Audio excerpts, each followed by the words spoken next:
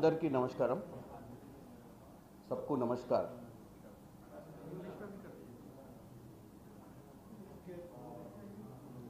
कि हमारा तेलंगाना में తెలుగులోనే రెండు కలిపి చెప్పేద్దాం, ఏమో వాళ్ళకి అవసరం అంటే వాడుకుంటారు కదా. తెలంగాణలో అంటే తెలంగాణ మీ అందరికి పాపులర్ బిల్లా రంగా చార్లెస్ శోభరాజ్ అని ఈ మధ్యనే మీరు రెగ్యులర్గా వింటున్న 3 పేర్లు త్రిమూర్తులు. సో ఢిల్లీకి బిల్లా గారు వచ్చిర్రు ఈ మధ్యనే, నిన్ననో మొన్ననో ఇదే ఇక్కడనే ప్రెస్ మీట్, నిన్ననేనా ప్రెస్ మీట్ పెట్టింది? నిన్న మధ్యాహ్నము 9 గంటల 11 గంటలకు పెట్టి తెలంగాణలో ప్రకంపనలు సృష్టిద్దామని ఢిల్లీకి వచ్చినటువంటి బిల్లా గారు. కాకపోతే మా బిల్లా గారి దగ్గర గ్రేట్నెస్ ఏంటంటే మేమందరం కూడా ఆయన దగ్గర ట్రైనింగ్ తీసుకోవాలి. ప్రెస్ మీట్ పెట్టేటప్పుడు అబద్ధాలను కూడా ఎట్లా చెప్తాడంటే అది వాస్తవంగా తెలంగాణ ప్రజలు అది నిజమే అనుకుంటేట్టు చెప్తాడు అబద్ధాలు. అంటే నెంబర్సు, ఫిగర్సు, డాక్యుమెంట్సు, 300 కోట్లు, పేపర్ యాడు ఇవన్నీ చెప్తే ఏమైపోద్ది అంటే తెలంగాణ నిజంగానే ఇంత దోసుకుంటుర్రా ఇదా కథ అనే ఆలోచనకు వచ్చే విధంగా కేటీఆర్ గారు ప్రెస్ మీటు నిన్న చూసిన తర్వాత, నేను మహారాష్ట్ర ఎన్నికలలో ఉన్నా. చంద్రపూర్ పార్లమెంట్ నియోజకవర్గంలో 6 అసెంబ్లీలకు ఇన్ఛార్జ్గా అంటే అబ్జర్వర్గా పనిచేస్తున్నా నేను. నిన్న రాత్రి ఢిల్లీకి స్టాండింగ్ కమిటీ మీటింగ్ ఉంటే వచ్చిన. సో ఢిల్లీనే ఆయనకు సమాధానం ఇవ్వదలుచుకున్నాను నిన్న ప్రెస్ మీట్లకు. నేను కొన్ని ఫోటోలు చూపిస్తా ఫస్ట్ మీకు, ఎందుకంటే ఈ చంద్రపూర్ నుంచి తెచ్చిన ఫోటోలు ఇవి చంద్రపూర్ లోక్సభల బల్లార్పూర్ అసెంబ్లీ అంటే బల్లార్షా అంటాం మనం, మన రూట్లో బల్లార్పూర్ అసెంబ్లీలో చంద్రపూర్ జిల్లాకు సంబంధించిన సుధీర్ ముంగిటివార్ అని చెప్పి మంత్రి, ఆయన ప్రచారంలో మీరు చూసినట్టయితే బీఆర్ఎస్ జెండాలు కనపడుతున్నాయి బండికి. బీఆర్ఎస్ జెండాలు, BJP BRS canvassing in Chandrapur parliament Ballarpur assembly for the minister Sudhir Mungantiwar. ఇది ఢిల్లీ పర్యటనకు ఈ 2-3 ఫోటోలు ఇంకా మీకు ఉన్నాయి. ఈ ఢిల్లీ పర్యటనకు దీనికి లింక్ ఉంది, చెప్తా. ఫస్ట్ ఫోటోలు ఎందుకు చూపిస్తున్నా అంటే కంటెంట్ అర్థం కావాలని. ఇగో ఈ బండ్లు, వీటన్నిటికీ బీజేపీ బీఆర్ఎస్ మహారాష్ట్ర ఎన్నికలలో మహావికాస్ అఘాడీకి ఎదురుగా బీజేపీకి ఇండైరెక్ట్గా అని ఇక్కడికి వచ్చిండు, కానీ ఇక డైరెక్టే, ఇండైరెక్ట్ ఏం లేదు. ఇలా ఇక పోతే ఇదొక బ్యానర్, మీరు సోషల్ మీడియాలో కూడా చూసి ఉంటారు, నిన్ననే రిలీజ్ చేసినవి. దీంట్లో రాసిర్రు కాంగ్రెస్ పార్టీ తెలంగాణ మే जिताने के बाद 100 दिन में 6 गारंटी पर అమల్ करने में फेल हो गया అని చెప్పి ఇగో పెద్ద పెద్ద బ్యానర్ రాసి పింక్ కలర్ మీద మహారాష్ట్ర మొత్తం ప్రచారం చేస్తున్నారు. మరి ఎవరి కోసము? వీళ్ళైతే ఎన్నికలలో లేరు, ప్రభుత్వంలో ఉన్నప్పుడు మహారాష్ట్రలో గవర్నమెంటే ఫామ్ చేస్తామని చెప్పి 1000 కొద్ది కోట్లు ఖర్చు పెట్టి మహారాష్ట్రలో మొత్తం వెస్టర్న్ మహారాష్ట్ర, నార్త్ మహారాష్ట్ర, విదర్భ, మరాఠవాడ అన్నిట్లల్లో మేము కార్యకర్తలను తయారు చేస్తాము, మా పార్టీని టీఆర్ఎస్ నుంచి బీఆర్ఎస్ చేసి మనకు ఉన్నటువంటి నిజాం ఏరియా ఏదైతుందో నాందేడ్ ఈ ప్రాంతంలో చంద్రపూర్ కూడా అదే. ఇప్పుడు ఇక్కడ ప్రచారం చేసేది కూడా చంద్రపూర్. 50% తెలుగు పాపులేషన్ ఉంటుంది ఇక్కడ, ముఖ్యంగా మన తెలంగాణకు సంబంధించిన వాళ్ళే ఉంటారు. అయితే బిల్లా గారు నిన్న ఇక్కడికి వచ్చినప్పుడు ఆయన ఏదో ఇక్కడ కాంగ్రెస్ ప్రభుత్వం తెలంగాణలో రేవంత్ రెడ్డి గారి సర్కారు urban development minister Manohar Lal Khattar గారిని కలిసి ఏదో అమృతము గిమృతం అని వచ్చింది పంచుతారని చెప్పి. నేను ఒకటి చెప్తా, వీళ్ళు ప్రతిసారి ఢిల్లీకి వచ్చినప్పుడు ఏదో లొల్లే ఉంటుంది. ఒకప్పుడు ఢిల్లీకి వచ్చినప్పుడు ఏంది, బెయిలు ఎవరిది? కవిత గారి బెయిలు, మంతనాలు, చర్చలు. దాని పరిణామం ఏందో తెలుసా మీకు? క్లియర్గా చెప్తున్నా. తెలంగాణలో 17 లోక్సభ స్థానాలుంటే 9 లోక్సభ స్థానాలలో 3వ స్థానం వచ్చింది బీఆర్ఎస్. 7 లోక్సభ స్థానాలలో డిపాజిట్ కూలిపోయింది. అప్పుడు కూడా గిదే పంచాయతీ ఏంటంటే బెయిలు, సెటిల్మెంటు, టోటల్గా బీజేపీ పార్టీకి 8 పార్లమెంట్ సభ్యులు ఇచ్చే ప్రక్రియ. అంటే మనకు ఎవ్వరికి తెలియదన్నట్టు, అంటే రాజకీయాలు చాలా అండర్ కవర్ ఆపరేషన్స్ లెక్క ఇక్కడికి వచ్చినప్పుడు ఏదో తిట్టుకున్నట్టు యాక్టింగ్ చేయడము, జరిగేదన్నీ జరుగుతుంటాయి కింద. నిన్నొచ్చిన ట్రిప్ కూడా అక్కడ ఏసీబీ కోసం ఈ దొరవారు ఇవాళ అన్ని పతివత మాటలు మాట్లాడతాడు. క్యాబినెట్ మీటింగ్ లేకుండానే ఫార్ములా 1 రేస్ కోసం ఎన్ని కోట్ల రూపాయలు ఎవరి ద్వారా ఎవరికి ఇచ్చిండో మనందరికీ తెలుసు. దాని మీదనే ఈరోజు ఏసీబీ ఎంక్వైరీ అడిగినప్పుడు సడన్గా ఢిల్లీకి వచ్చిండు. ఇక్కడ ఏం చేసిండో ఏమో గవర్నర్ గారు కూడా పిలిచినట్టు నిన్న రేవంత్ రెడ్డి గారు చెప్తుండే. గవర్నర్ గారు కూడా ఢిల్లీకి పిలిచినట్టు ఈ 10-15 రోజుల నుంచి ఏదైతే విచారణ కోసం అడిగిర్రో ఆ విచారణ పెండింగ్ పడ్డది. దానికి పరిణామం నెక్స్ట్ డెవలప్మెంట్ స్టెప్ ఏంటంటే ఇగో ఈ మహారాష్ట్రలో ప్రచారం. బీఆర్ఎస్ పార్టీ ఓపెన్గా ఫ్లెక్సులు కట్టి తెలంగాణలో కాంగ్రెస్ సర్కార్ ఇచ్చినటువంటి గ్యారెంటీలు అమలు చేస్తలేదు, మీరు దయచేసి తెలంగాణలో కాంగ్రెస్ కోట్ వేసినట్టు మహారాష్ట్రలో కూడా కాంగ్రెస్ కోట్ వేద్దన్న ప్రచారం ఓపెన్గా బీఆర్ఎస్ పార్టీ చేస్తుంది. ఎవరు చెప్తే చేస్తుంది? నీకేం అవసరము? నీకు బీజేపీకి ఏం సంబంధము? నువ్వు ఢిల్లీకి వచ్చి ఎవరితో మంతనాలు చేసినావు? ఏసీబీ ఎంక్వైరీ ఆగాలన్న ఉద్దేశంతో మరి ఏం మంతనాలు చేసినావో బ్రహ్మాండమైన ప్రచారం. వారం రోజులు ఎన్నికలు ఉన్నాయి, డోర్ టు డోర్ క్యాన్వాసింగ్ లెక్క వీళ్ళు జెండాలే డైరెక్ట్ కట్టి తిరిగే పరిస్థితికి వచ్చారు. ఇదొక సంగతి. ఇక పోతే ఎందుకు వచ్చినావయ్యా ఢిల్లీకి అని చెప్తే అమృత్ అంటాడు. అమృత్ అని చెప్పి మీరు చూసినట్టయితే గతంలో కూడా ఫస్ట్ ఈ స్కామ్ అనగానే ఎంత ఆవేశపరుడు అంటే ఇది చూడండి, 8,888 కోట్లు. అంటే ఇక లెక్కపత్రం ఉండదు. పబ్లిక్ ఏదైనా ఇన్ఫర్మేషన్ వస్తే దాన్ని ఎంక్వైరీ చేయాలన్న ఆలోచన కూడా ఉండదు. ఇమీడియట్గా కాంగ్రెస్ పార్టీని నిందలపాలు చేయాలి, రేవంత్ రెడ్డి గారి ప్రభుత్వాన్ని నిందలపాలు చేయాలి. 8,800 కోట్లు ఆయనే సొంత వెబ్సైట్లలో ఇవన్నీ వాళ్ళే సోషల్ మీడియా 8,800 కోట్లు భారీ కుంభకోణం అని చెప్పి పెట్టినాక అందరు డిఫెన్స్లోకి వచ్చిర్రు. 8,888 కోట్లు రాలేదు నాయన. ఆడ వచ్చిందే ఫస్ట్ ఫేజ్లో 1,100 కోట్ల కాంట్రాక్ట్ వచ్చింది అన్నాక మళ్ళీ దాన్ని రివర్స్ తీసుకొని ఇప్పుడు రేవంత్ రెడ్డి గారు బామ్మర్ది అని చెప్పి నిన్న ఇదే టేబుల్ ఇక్కడ పెట్టిండో ప్రెస్ మీట్ ఇట్లనే సేమ్ ఇక్కడ పెట్టుకొని ఇట్లా కాగితం రేవంత్ రెడ్డి గారు బామ్మర్ది షోదా అనే కంపెనీకి 80 పైసల వాటా ఇచ్చింది ఐహెచ్పి కంపెనీ అని చెప్పి ఆ ఐహెచ్పి డాక్యుమెంట్ ఏదో పట్టుకొని చూపించినట్టు నిన్న. అంటే ఎవరు చూస్తారు డాక్యుమెంట్ ఇట్లా చూపించేస్తే అయిపోతుంది. ఏంది ఆ డాక్యుమెంట్లు ఏముంది ఎవరు అడగరు అనుకుంటాడో, మరి ఆయనకున్న తెలివితేటలు ఎవరు కనిపెట్టాడు అనుకుంటాడో. ఇది ఐహెచ్పిది డాక్యుమెంట్. ఈ డాక్యుమెంట్లో క్లియర్గా ఏం రాసి ఉంది? దీంట్లో వాళ్ళు 20 పైసలు తీసుకుంది వాస్తవమే, 51 పైసా ఏఎంఆర్ షోదా కాదు, 51 వాటా ఏఎంఆర్కి 29% షోదాకుంది. సరే షోదా విషయం ఎందుకు చెప్తున్నా? అబద్ధాల గురించి చెప్తున్నా. 80% రేవంత్ రెడ్డి గారు బామ్మర్ది కంపెనీకి 80% వాటా ఉందన్నాడు. ఏఎంఆర్ మహేష్ రెడ్డి వీళ్ళ హయాంలో కూడా పెద్ద కాంట్రాక్టరే. షోదాకు అర్హతనే లేదు, షోదాకు 80% వాటా ఇచ్చిర్రు. మరి షోదాకు 29% ఉంది, 51% ఏఎంఆర్ చెప్పాలి కదా. నువ్వు ఒక గతంలో మంత్రి పదవి చేసినవి ప్రెస్ ముందుకు వచ్చి కాగితాలు ఇట్లా ఊపుకుంటూ చూపించే ముందు కాగితంలో ఏముందో కూడా చెప్పాలి కదా.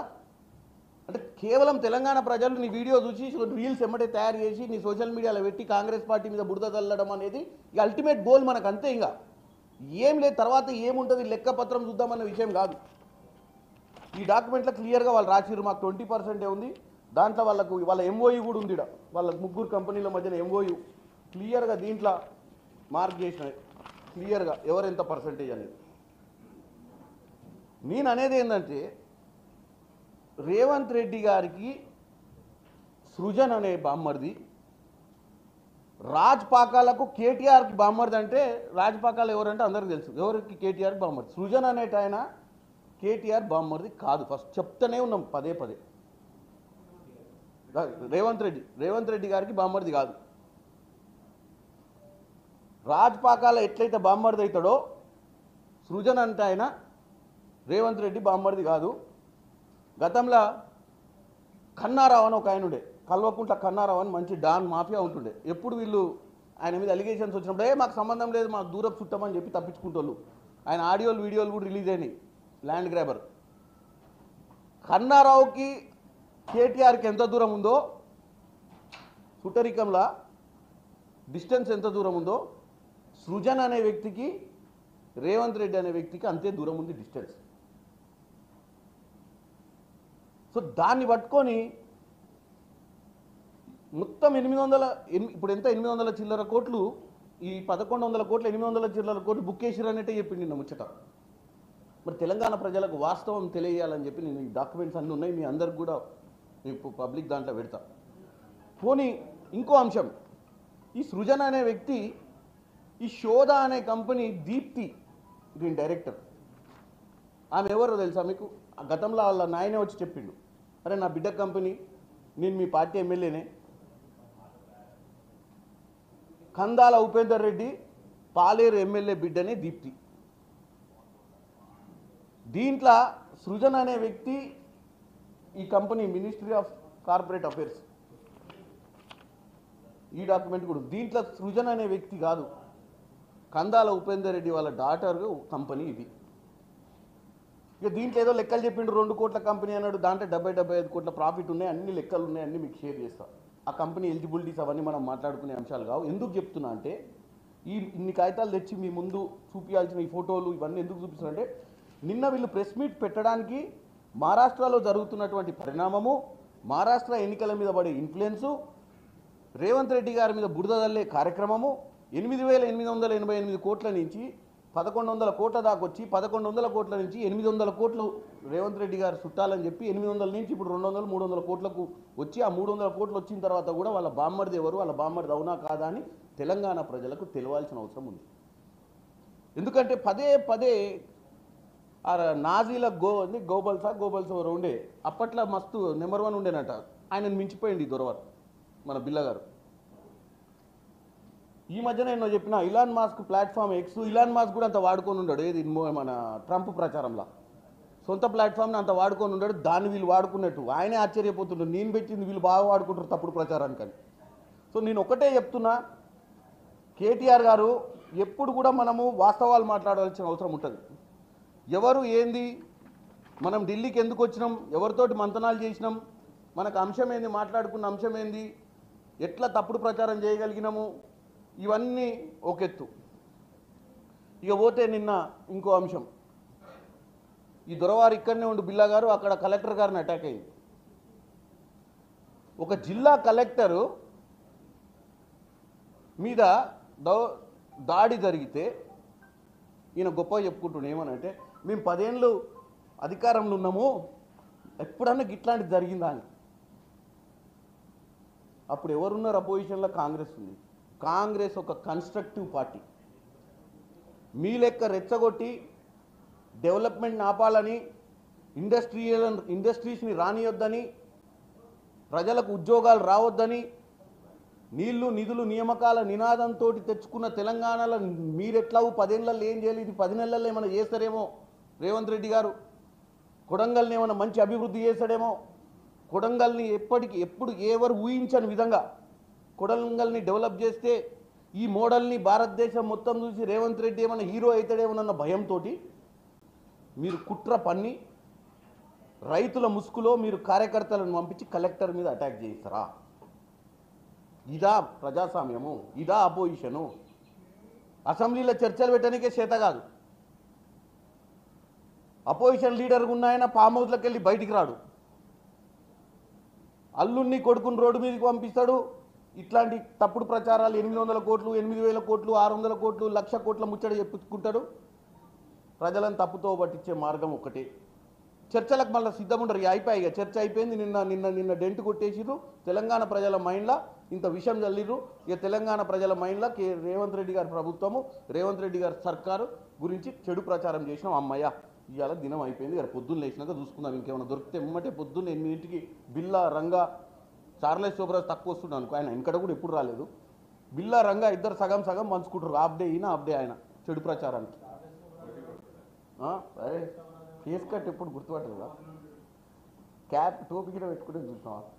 అయితే నేను ఒకటే చెప్తున్నా, ఎందుకు చెప్పాల్సి వస్తుంది అంటే ఇవాళ రాజకీయాలలో నేను ఒక యంగ్ ఎంపీ ఉండి నేను కూడా పొలిటికల్గా మరీ క్రిటిసిజం చేయడం కూడా కొంతమందికి నచ్చకపోవచ్చు, ఎందుకంటే కన్స్ట్రక్టివ్ పొలిటీషియన్గా పెరగాలి, కానీ కొత్త నాయకులు కూడా వ్యంగ్యంగా మాట్లాడటం ఏంటంటే అది ఏం చేస్తాము, ప్రెజర్ తప్పట్లేదు. మేమందరం న్యాయంగా ఉన్నాము, మంచిగా ఉందాము, వాస్తవాలు తెలియజేద్దామని తెలంగాణ ప్రజలకు తిరిగితే వీళ్ళు ఇష్టారాజ్యంగా తప్పుడు ప్రచారం చేసినప్పుడు మరి ఎవరో కౌంటర్ ఇచ్చేయాలి కదా. ప్రభుత్వం తప్పుడు ప్రచారం జరుగుతుంటే ఇలా ఎక్కడనో నేను ఏదో స్టాండింగ్ కమిటీ మీటింగ్కి వచ్చి ఇక్కడ ప్రెస్ మీట్ పెట్టాల్సిన ఆయనకి ఏంటంటే నిన్న ఆయన ఇక్కడనే పెట్టింది కాబట్టి ఇలా ఆయనకే జవాబు చెప్తున్నా సో నేనేమంటున్నా అంటే బేసిక్గా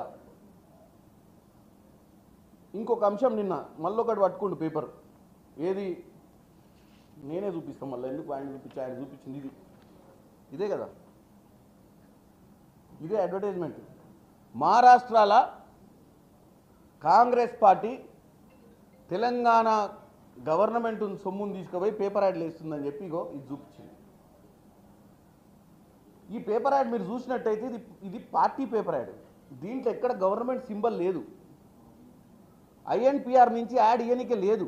ఐఎన్పిఆర్ యాడ్లు కేవలం ప్రభుత్వ స్కీములు, ప్రభుత్వం చేసే కార్యక్రమాలు, అవన్నీ మీకు గుర్తుకు రావాలంటే ఇంకోటి చూపిస్తా ఎవరు ఇచ్చిరో గవర్నమెంట్ నుంచి. ఇగో ఇది, ఇవన్నీ భారతదేశంలో ఉన్న పేపర్లు అన్నీ కేసీఆర్ గారు ఉన్నప్పుడు, ఇదేమో కాంగ్రెస్ పార్టీ పేపర్ యాడ్, సొంత పైసలతో వేసుకుంటారు ఇది పార్టీ వాళ్ళు.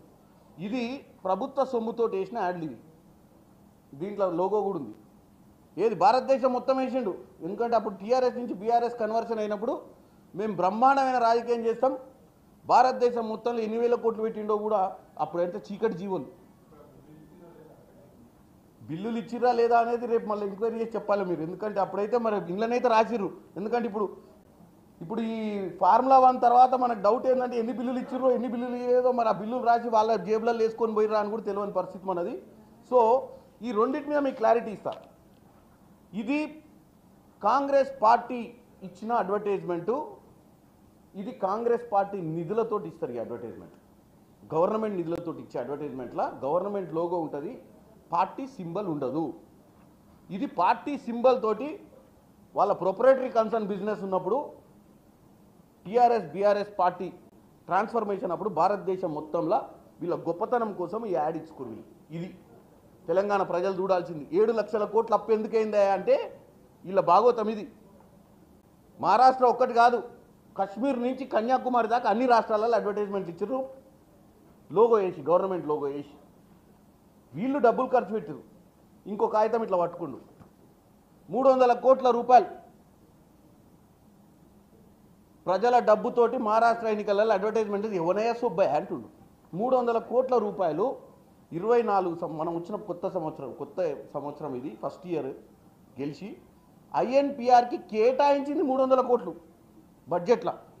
300 కోట్లు ఒక్కరోజు ఖర్చు పెట్టడానికే కాదు, 300 కోట్లు ఈ ఏడాది పొడుగున ఐఎన్పిఆర్కి బడ్జెట్లో కేటాయించింది 300 కోట్లు. మహారాష్ట్రకు పోయి ఒక యాడ్ వేయనికే కాదు. ఇట్లా తెలంగాణ ప్రజలను తప్పుదో పట్టియాలి, ఎట్లా తప్పుదో పట్టియాలని చెప్పి రోజు చిన్న గ్రౌండ్ వర్క్ అన్నా చేయకుండా, ఏ యాడ్ దేనికి వేస్తారని చూడకుండా వచ్చి తప్పుడు ప్రచారం చేయడం అనేది చాలా దౌర్భాగ్యమైన విషయం. కలెక్టర్ మీద దాడి అయితే మా హయాంలో జరగలేదని గొప్పలు చెప్పుకోవడం అంటే దాంట్లోనే క్లారిటీ వస్తుంది. మరి మేము అపోజిషన్లో ఉన్నప్పుడు ఆ పని చేయలేదు కదా. మేము అపోజిషన్లో ఉన్నప్పుడు ఏమనుకున్నాము, తెలంగాణలో ప్రజాభిప్రాయ సేకరణ కంపెనీల కోసం జరిగినప్పుడు, ప్రజలకు మంచి జరుగుతున్నప్పుడు మనం ఎప్పుడు కూడా వాటిని ఎదురు పడొద్దు అన్న ఆలోచనతో ముందుకు పోయింది కాంగ్రెస్ ప్రభుత్వం. కాంగ్రెస్ ఆ రోజు ఉన్నటువంటి పార్టీ. ఈరోజు కాంగ్రెస్ ప్రభుత్వం ఏం చేద్దామన్నా, ఎట్లా అడ్డుపడదాము, ఎట్లా అపవాదాల పాలు చేద్దాము, ఎట్లా కార్యక్రమాలను ఆపాలన్న ఆలోచనతో వీళ్ళు ముందుకు పోతురు. ఇక వీళ్ళకి తోడు బీజేపీ. ఇవాళ వాళ్ళు ఏమంటారు, ఒక బాధ్యత గల పార్టీ సెంట్రల్ గవర్నమెంట్లో ఈరోజు రూలింగ్లో ఉన్నటువంటి బీజేపీ పార్టీ అసలు కలెక్టర్ మీద దాడే జరగలేదంటారు. కాంగ్రెస్ వాళ్ళే తప్పుడు ప్రచారం చేస్తారు, కాంగ్రెస్ వాళ్ళే పొలిటికల్ మైలేజ్ తీసుకోవాలని చెప్పి కాంగ్రెస్ మీదనే అభవండాలు వేస్తారు తప్ప వాస్తవాలు తెలుసుకునే ప్రయత్నమే చేస్తలేరు. ఎందుకంటే వీళ్ళందరికీ అండర్స్టాండింగ్, ఇప్పుడు మహారాష్ట్ర ఎన్నికలు బీఆర్ఎస్ పార్టీ అండర్స్టాండింగు, ఇక్కడ జరిగినటువంటి దాడిని కూడా పట్టించుకోకుండా కాంగ్రెస్నే తప్పుపట్టే ప్రయత్నము. ఎందుకంటే విజువల్స్ అందరూ చూసిరు కదా ఏం జరిగిందో. ఇంతింతలో రాళ్ళు తీసుకొని కార్ల మీద కొడుతున్నారు, ఎవరన్నా రైతులు కొడతారు అట్లా. కలెక్టర్ ఎంత సౌమ్యంగా అక్కడ వాళ్ళు పిలిస్తే వాళ్ళు ఏమనుకుంటూ వినడానికి వెళ్ళిండు. కానీ అక్కడ ఆల్రెడీ ప్రొవోక్ చేసి ఒక పొలిటికల్ మోటివేషన్ తోటి అటాక్ చేసి అక్కడ డెవలప్మెంట్ అనే పనిని ఆపాలన్న ఉద్దేశంతో ఈ పని చేసిరు అనేది క్లియర్ కట్ కనపడుతుంది. దానికి మరి బీజేపీ వాళ్ళకి ఎందుకు కనపడతలేదు? రాజకీయాలేనా? ఇవాళ వాళ్ళు బాధ్యత గల పొజిషన్లు ఇవాళ ఢిల్లీలో ఉన్నారు. ఐఏఎస్ ఆఫీసర్ అంటే ఏం చిన్న పొజిషన్ కాదు కదా, సెంట్రల్లీ కనెక్టెడే కదా. అటువంటి ఆఫీసర్ని భయభ్రాంతులకు గురి చేసి అక్కడి నుంచి తరిమి కొట్టే ప్రయత్నం చేస్తుంటే అన్ని విజువల్స్ చూసి కూడా ఇవాళ వీళ్ళ డ్రామా నాకు అర్థం కావట్లేదు. నేను ఒక్కటే చెప్తున్నా, 10 ఏళ్ల పాలనకు 10 నెలల పాలన మధ్యన ఈ సంఘర్షణ, 10 నెలల్లో కాంగ్రెస్ తీసుకుంటున్నటువంటి కార్యక్రమాలు, 10 నెలల్లో ఒక్కరోజు కూడా సెలవు తీసుకొని ముఖ్యమంత్రి, 10 రోజులు కూడా సెలవు తీసుకొని ముఖ్యమంత్రి 10 నెలల్లో, 10 ఏళ్లలో 10 రోజులు కూడా కనపడని ముఖ్యమంత్రికి జరుగుతున్న పోరాటం ఇది. ఫామ్ హౌస్ నుంచి బయట సెక్రటేరియట్కి వచ్చిన దాఖలాలు లేవు. ఇవాళ రేవంత్ రెడ్డి గారు నాకు తెలిసి మనం ఒకసారి బ్యాక్ పోయి చూసుకుంటే లాస్ట్ 10 మంత్స్లో 11 మంత్స్లో ఒక 10 డేస్ అన్న విజిబిలిటీ లేకుండా, అది అమెరికా పోయినా, అది సౌత్ కొరియా పోయినా, పార్టీ కార్యక్రమాలు వేసినా, మహారాష్ట్రాల ప్రచారం చేసినా, కేరళలో ప్రచారం చేసినా, ఢిల్లీకి వచ్చినా, ఏడికి వచ్చినా విజిబుల్ అవుతున్నాడు. అంటే రేవంత్ రెడ్డి గారి ట్రాకింగ్ లాస్ట్ 11 మంత్స్లో మిస్ అయిన డే ఏదన్నా ఉందా? మరి గత 10 ఏళ్లలో ముఖ్యమంత్రి ట్రాకింగ్ ఎవరి కాడు ఉంది? ముఖ్యమంత్రి ఎక్కడ పోయిండు? ఎల్బీ స్టేడియంలో ప్రమాణ స్వీకారం చేసిన నిమిషం నుంచి మంచి చేయాలన్న తాపత్రయం పడుతుండు. సరే, 7 లక్షల కోట్లు అప్పు చేసి 7 లక్షల కోట్లు అప్పు చేసి రాష్ట్రానికి నెలకు 6 నుంచి 7,000 కోట్ల రూపాయల వడ్డీ కట్టే పరిస్థితికి వదిలేసిపోయిన వాళ్ళు, మేము వచ్చిన తర్వాత వీటన్నిటినీ ఎట్లా అధిగమించాలి, ఎట్లా ప్రజలకు ఇచ్చిన హామీలను నెరవేర్చాలి, ఎట్లా మనం ఈ మనకు నిధులు నియామకం తెచ్చుకున్న తెలంగాణను ఎట్లా గాడిలో పెట్టాలన్న పరేషాన్లో తిరుగుతున్నారు తప్ప మా వాళ్ళు దీన్ని ఎట్లా చేద్దామని చెప్పి ఏ స్కీమ్ ఆపదలుచుకోలేదు, ఏ స్కీమ్ రాలేదని చెప్పి ఓపెన్గా చెప్తున్నారు. 22 లక్షల మంది రైతులకు 18,000 కోట్లకు ఇచ్చింది అవాస్తవం. 18,000 కోట్లు భారతదేశంలో ఈరోజు ఏదన్నా గవర్నమెంట్ అంత సాహసం ఉన్న పరిస్థితులను ముఖ్యమంత్రి రేవంత్ రెడ్డి గారికి కూడా తెలుసు అసాధ్యమని, కానీ ఇచ్చిన మాట నిలబెట్టుకోవాలి అన్న ఉద్దేశంతో ప్రయత్నం చేస్తుంటే మీరు భారతదేశ వ్యాప్తంగా ప్రచారం చేసుకుంటా తెలంగాణలో ఏం జరుగుతలేదు, తెలంగాణలో దోపిడీ జరుగుతుంది, తెలంగాణలో స్కామ్ జరుగుతుంది.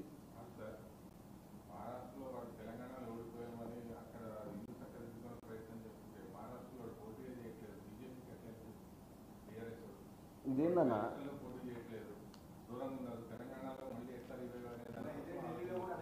ఇగో ఇగో నేను ఇప్పుడు హిందీ వస్తుంది కదా, దీంట్లో హిందీ చదువు. నేను అనేది ఏంటంటే,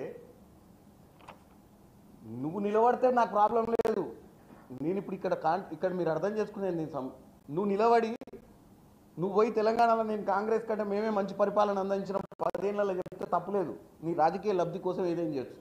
నువ్వు బీజేపీ గెలవడానికి ఎందుకు చేస్తున్నావు అని అడుగుతున్నావు. ఇప్పుడు బీజేపీ కోట ఇప్పుడు ఇందులో ఉంది, ఇందులో ఏం రాశారు? బీజేపీ పక్కన ఆల్రెడీ 10 ఏళ్ళు బీజేపీ అక్కడ, ఇప్పుడు 10 ఏళ్ళు కాదు, మధ్యన మహావికాస్ అఘాడి సర్కార్ని పక్కకు దోషి వీళ్ళంతా వచ్చి ఈ 2 ఏళ్లలో వాళ్ళు కూడా అక్కడ రాజకీయం చేశారు కదా. పక్కన మధ్యప్రదేశ్లో చేస్తారు కదా, పక్క రాష్ట్రాలు అన్నీ చేస్తారు కదా, వాళ్ళ గురించి చెప్పొచ్చు కదా. కాంగ్రెస్ని ఎందుకు టార్గెట్ చేస్తారు చెప్పండి అంటున్నాను. నేను అనేది, గతంలో కూడా కాంగ్రెస్ పార్టీ ఫెయిల్ అయింది, కాంగ్రెస్ పార్టీ ఇచ్చిన హామీలను నెరవేరదు, కాంగ్రెస్ పార్టీకి ఓటేయొద్దని చెప్పినాక ఏ పార్టీకి ఓటేయమన్నట్టు చెప్పి నేను ఇప్పుడు 2 ఉన్నాయి యుద్ధంలో, ఇది కాంగ్రెస్ ఇది బీజేపీ.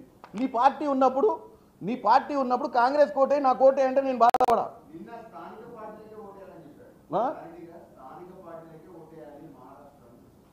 నేను ఒకటే, 2 నేషనల్ పార్టీస్ అక్కడ మెయిన్ పార్టీస్. స్థానిక పార్టీలు అంటే ఏంటి? ఎన్సీపీ శివసేన 2 ముక్కలు అయిపోయి ఇంట్లో ఒక ముక్క అందులో ఒక ముక్క వేసుకురు కదా. నేను క్లియర్గా చెప్తున్నా ఆయన ఇంటెన్షన్. ఎందుకంటే మీ సైడు మీరు ఒక తీరుగా చూస్తున్నారు, నేను పొలిటికల్గా నేను ఒక మెంబర్ ఆఫ్ పార్లమెంట్గా నేను రాజకీయ కోణంలో చూస్తున్నా అంశాన్ని, మీరేమో జర్నలిస్ట్ కోణంలో చూస్తున్నారు. మీరేమనుకుంటున్నారు?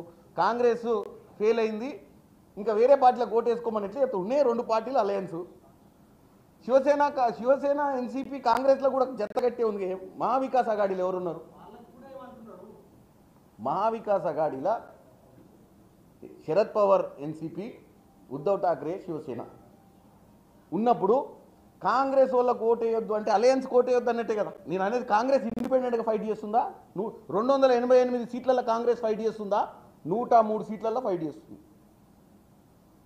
నువ్వు ఫ్రాక్చర్ చేస్తున్నావా లేదా? అక్కడ నీకు కాంట్రాడిక్ట్ చేసినావా లేదా?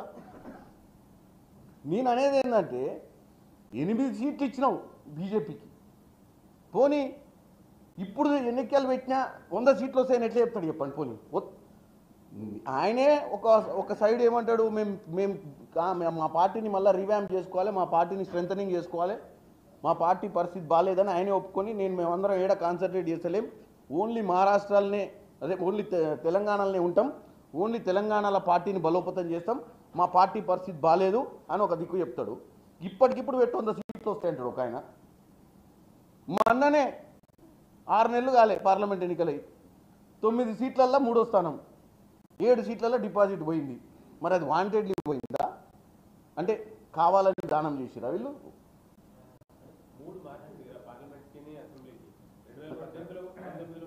అన్న అసెంబ్లీ ఇష్టం ఉన్నప్పుడు పెడతారా, మళ్ళీ 5 ఏళ్ళకి పెడతారా?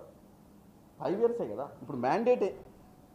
తెలంగాణ ప్రజలు కాంగ్రెస్ పార్టీని అధికారంలోకి 10 ఏళ్ళ తర్వాత తీసుకొచ్చారు. ఎన్ని ఏళ్ళకి తీసుకొచ్చారు అధికారంలోకి చెప్పండి మీరే? 2024 నుంచి 2023 నుంచి 28 దాకా కాంగ్రెస్ ప్రభుత్వము తెలంగాణలో ఉండాలని ఆలోచనతోటి తెలంగాణ ప్రజలు 10 ఏళ్ళు వీళ్ళకి ఇచ్చినాము. 7 లక్షల కోట్లు అప్పు చేసిర్రు, దోసుకొని పోయారు, నీళ్లు లేవు, నిధులు లేవు, నియామకాలు లేవు. కాబట్టి ఆల్టర్నేట్ ఆప్షన్ కాంగ్రెస్ వాళ్ళు నమ్మకం మీద ఇచ్చారు. 10 నెలల్లోనే పరీక్షలు అయిపోతాయి. ఇప్పుడు నేనున్న రాబోయే పరీక్ష ఇప్పుడు సంవత్సరం అంతా అయినాక ఫైనల్స్ వస్తుందా, లేకపోతే క్వార్టర్లీ ఆఫర్లీకే ఫైనల్స్ రాసుకుందాం ఎగ్జామ్స్? అంటే క్వార్టర్లీకే నువ్వు డెడ్ లైన్ పెడితే 5 ఇయర్స్ తర్వాత ఎండ్ ఆఫ్ ద డే ఎవరికి జవాబుదారి? మేము ప్రజలకు. ఎవరు ఓటేసి మమ్మల్ని గెలిపించారు? ప్రజలు. 5 ఏళ్ళు అధికారం ఇచ్చినాక 10 months 2 years 3 years bench mark ఉంటుంది పని చేసుకోనికి. మేము ఇచ్చిన హామీలన్నీ నెరవేర్చడానికి మాకు ఇంకా 4 ఏళ్ళు సమయం ఉంది కదా. ఫెయిల్ కాదు, ఫెయిల్ అయితే పర్లేదు, కాపీ కొట్టుడే అన్ని తప్పుడు ప్రచారం ఇచ్చి తప్పుడు ప్రచారం. నేను మాట్లాడేది ఏంటంటే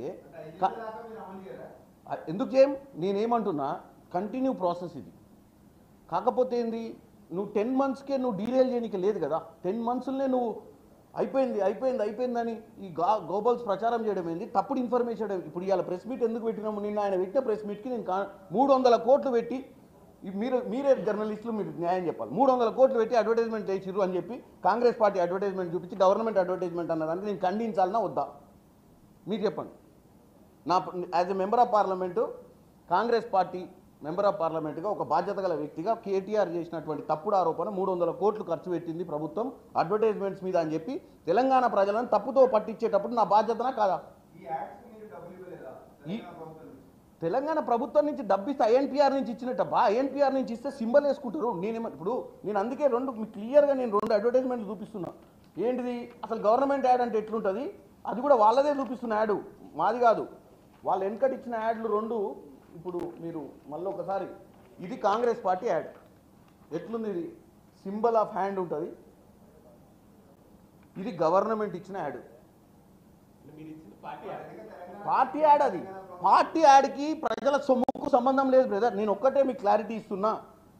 ట్యాక్స్ అమౌంట్ ప్రజలు కట్టిన ట్యాక్స్లతోటి ప్రజలకు చెందిన ధనంతో ఐఎన్పిఆర్ వాళ్ళు కనుక వాళ్ళ నిధులకెళ్ళి మన ట్యాక్స్ల రూపంలో కలెక్ట్ అయ్యి మన ఖజానా తెలంగాణ ఖజానాలకు వెళ్ళి అడ్వర్టైజ్మెంట్ ఇచ్చినప్పుడు ఆయన మాట మాట్లాడారు. ఐఎన్పిఆర్ని వాడిండు. నిన్న వాడిండా లేదా? వాడిండు కదా. రాష్ట్ర ప్రభుత్వం ఐఎన్పిఆర్ నుంచి 300 కోట్లు అన్నాడు. 300 కోట్లు ఐఎన్పిఆర్కి ఇచ్చింది ఎందుకని కూడా క్లారిటీ ఇచ్చిన కదా. ఈ సంవత్సరం కేటాయించింది అంటే ఈ సంవత్సరం పొడుగుతున్న ఐఎన్పిఆర్ పెట్టే ఖర్చుకు కేటాయించిన దాన్ని తెలంగాణ ప్రజలకు తప్పుదో వాటికి. నేను ఎందుకు చెప్తున్నాను, ఇట్లా రోజు ఎక్కడో ఒక కౌంటర్ ఇచ్చి క్లారిటీ ఇవ్వకపోతే తెలంగాణ ప్రజలకు. అమృత్ టెండర్ల గురించి కూడా నేను ఏమంటున్నా, అమృత్ టెండర్లకు ఇట్లా వచ్చిండు ఫస్ట్ ఎంత 8,800 అన్నాడా లేదా? మీరే చెప్పాలి. 8,888 అన్నాడా లేడా? మరి అనే ముందు ఒకసారి చూసుకోవాలి కదా ఎంత వచ్చినా. 8,888 కోట్లు స్కామ్ జరిగింది అన్నాడు వచ్చి.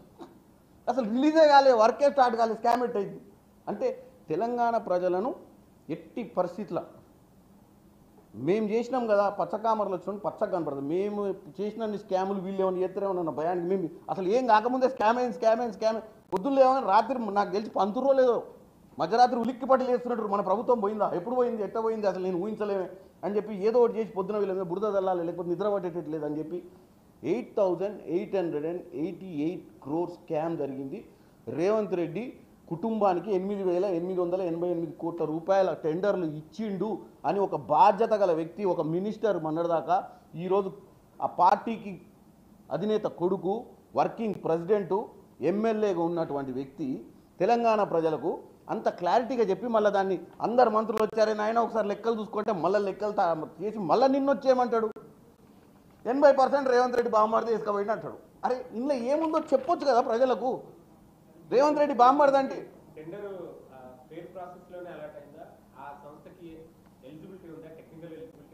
టెక్నికల్ ఎలిజిబిలిటీ ఉందా లేదా, ఎలిజిబిలిటీ లేకపోతే ఒక అపోజిషన్ పార్టీగా నేను డే 1 నుంచి ఒకటే చెప్తున్నా, కేటీఆర్ గారు అసెంబ్లీకి రావాలి.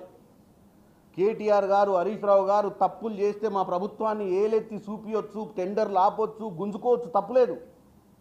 నేనేమంటున్నా, ఇది ఓపెన్ అబ్బా, వాళ్ళ లెక్క చీకట్ టెండర్లు వేసేసి అసలు ప్రతిపక్షమే లేకుండా 12 మంది ఎమ్మెల్యేలను తీసుకొని అసెంబ్లీ నడపని వాళ్ళు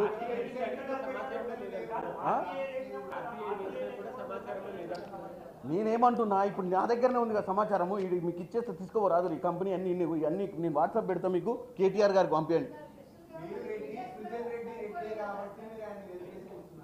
ఇక రెడ్డి ఇప్పుడు రెడ్డి అంటే ఇప్పుడు ఇల్లు ఎవరన్నా మీ దాంట్లో ఎవరైనా రెడ్డి ఉంటే ఇప్పుడు మాకు మీకు కూడా లింక్ పెడతారేమో చూడు.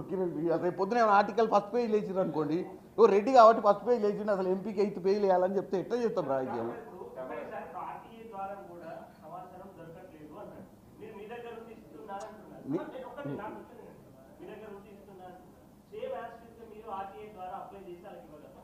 నేను ఒకటే చెప్తున్నా, డెఫినెట్గా మీరు అన్నట్టు దాన్ని చెక్ చేసి దాన్ని ఏందో చెప్పి నేను, ఎందుకంటే ఓ గోబల్స్ ప్రచారం కూడా ఏదో చెప్పిండని చెప్పి మీరు నేను ఇన్ని చెప్తే కూడా మీరు నమ్మతలేరు. నిన్న 300 కోట్ల విషయం చెప్పిన, నిన్న 80% విషయం చెప్పిన, ఇను మీరు ఆయన నమ్ముతుర్రు.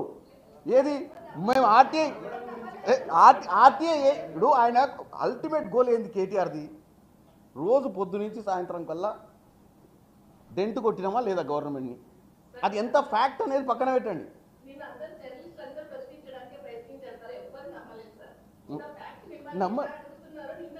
ఇప్పుడు నన్ను మీరు అడుగుతుర్రు,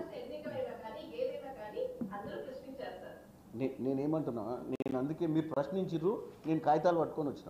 ఎందుకు వచ్చినా, మహారాష్ట్ర ఎన్నికల సమయంలో ఢిల్లీకి ఎందుకు వచ్చిండు, తెలంగాణ ప్రజలకు కూడా ఇది కూడా ఆలోచించాలి కదా. ఇప్పుడు end of the day journalist versus Chamala Kiran Kumar Reddy Congress party కాదు డిస్కషన్. ఇక్కడ మీరైనా నేనైనా ప్రెస్ మీట్ దేనికి పెట్టినాం, తెలంగాణ ప్రజలకు వాస్తవాలు తెలవాలన్న ఉద్దేశంతో ఈ ప్రెస్ మీట్. చెప్పండి.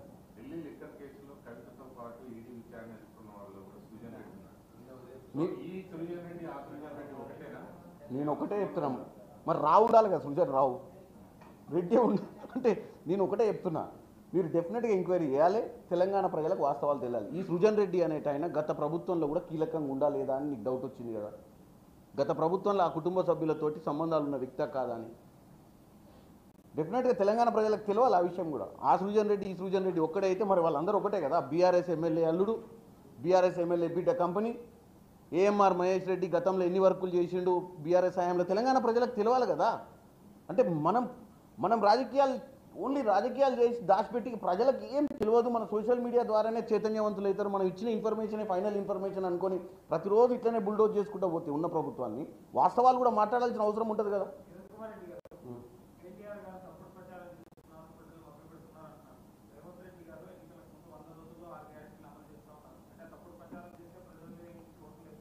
నేను ఇప్పుడే మీకు క్లారిటీ ఇచ్చిన, గత ప్రభుత్వంలో వాస్తవాలు మనకు 4 లక్షల కోట్ల అప్పు ఉందా, 5 లక్షల కోట్ల అప్పు ఉందా, 7 లక్షల కోట్ల అప్పు ఉందా, చీకటి జీవోలు, సెక్రటేరియట్ ఆపరేషన్లు లేదు, ప్రగతి భవన్లు ఎవరు కూర్చోలేదు, 10 ఏళ్ల మంత్రులు ఎక్కడి నుంచి పనిచేసిరో కూడా తెలియదు, ప్రభుత్వం ఏ మూమెంట్లు ఉందో కూడా తెలియదు, సివిల్ సప్లైస్లో కూడా 80,000 కోట్ల అప్పు ఉందన్న విషయాన్ని మేము ప్రమాణ స్వీకారం చేసి సెక్రటేరియట్ భవనంలోకి వచ్చి ప్రగతి భవన్ల కంచె తొలగించి ప్రజాభవన్ చేసి ప్రజలకు అందుబాటులోకి తీసుకొచ్చినాక బయటపడ్డ సంసారం ఇది. 100% హెల్తీ పరిస్థితిలో ఉంది, మిగులు బడ్జెట్ తోటి ఆయన చేతిలో పెడితే దాన్ని అంత ఆగం చేసిండని మేము 100 రోజులు గ్యారంటీ ఇచ్చినప్పుడు మేమేమనుకున్నాం, ఇంత ఇబ్బంది ఉంటుంది అనుకోలే. మరి ఎంత ఇబ్బంది ఉన్నా మీ అందరికి తెలుసు, పథకాలను ఏ విధంగా ఇంప్లిమెంట్ చేయాలని చెప్పి 1 by 1 చేసుకుంటూ ముందుకు వస్తున్నాం. మనకు కూడా తెలుసు 31,000 కోటి రైతు రుణమాఫీ 31,000 కోటి బడ్జెట్లో పెట్టాం, 18,000 కోట్లు ఇచ్చారు, మిగతా కూడా ఇచ్చే ప్రక్రియ నడుస్తుంది. మనం ఈరోజు మీరు ఇచ్చిరు నెరవేర్చలేకపోయారు కదా, కాదు, నెరవేర్చలేకపోవడానికి కారణాలు ప్రతి విషయాన్ని కూడా ప్రతిపక్షాలకు ఒకటే చెప్తున్నాం. డే 1 నుంచి నేను ప్రతిపక్షం అనేది గతంలో ప్రతిపక్షాలు లేకుండా చేసిండు ఆయన.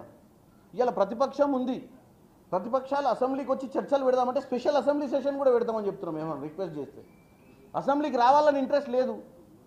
సోషల్ మీడియా బాగుంది, సోషల్ మీడియాలో ప్రచారం చేస్తే ఫాస్ట్గా పోతుంది, అసెంబ్లీల కంటే సోషల్ మీడియాలో చేస్తేనే బాగుంటుంది అన్న ఉద్దేశంతో వాళ్ళు ముందుకు పోతున్నారు. కాబట్టి మనం కూడా ఇట్లా ప్రెస్ మీట్లు పెట్టి చెప్పాల్సి వస్తుంది.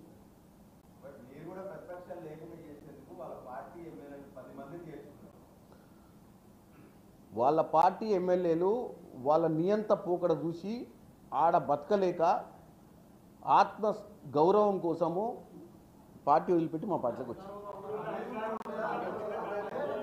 అంటే మీకు నచ్చిన సమాధానం కావాలన్నా, నేను నిజమైన సమాధానం చెప్పాలన్నా, కాదు మీకు ఏ సమాధానం కావాలి అంటే, నేను వాళ్ళ దగ్గర ఈటల రాజేందర్ ఎందుకు వదిలిపెట్టింది చెప్పండి, పార్టీ బీజేపీకి ఎందుకు పోయిండు? ఆత్మగౌరవం లేకనే కదా. నేను అనేది కాంగ్రెస్కి వచ్చి అంటే బీజేపీకి వస్తే పర్లేదు, కాంగ్రెస్కి వస్తే తప్ప.